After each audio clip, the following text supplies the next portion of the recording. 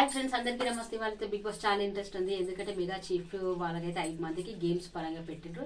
మన తేజకైతే నిన్న కొద్దిగా స్కోర్ ఎక్కువ వచ్చింది. వాళ్ళ మళ్ళీ ఆటో టాస్క్ పెట్టిండ్రు. దాంట్లో పృథ్వీ గెలిచిండ్రు. మళ్ళీ ఇంకొకటి వాటర్ గ్లాస్ ఇట్లా పెట్టుకొని పోయాలి. ఆ గ్లాస్ కూడా దాంట్లో మన రోహిణి గెలిచింది.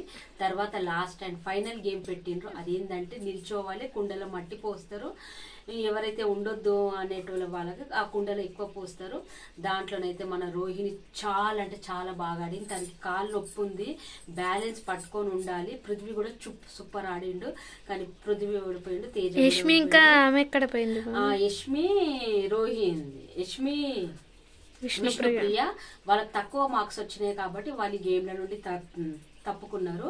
ఇంకా ముగ్గురు ఎవరు అని అంటే పృథ్వీ, తేజ, రోహిణికి పెట్టిర్రు ఆ కుండల టాస్క్. దాంట్లో మన రోహిణి గెలిచింది.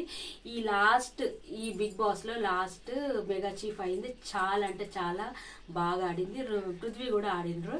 ఇట్లుంది ఫ్రెండ్స్. నీకు ఎట్లా అనిపించిందో? యష్మి కన్ఫ్యూజ్ అయింది అనిపించిందా మధ్యలో గేమ్ లో?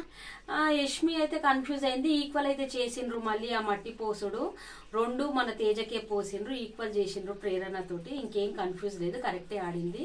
ప్లీజ్ అండి, నా రివ్యూ నచ్చితే లైక్ చేసి సబ్స్క్రైబ్ చేయండి. రేపనైతే నామినేషన్స్, ఇంకా అంతవరకు వెయిట్ చేయాలి. Bye, good night.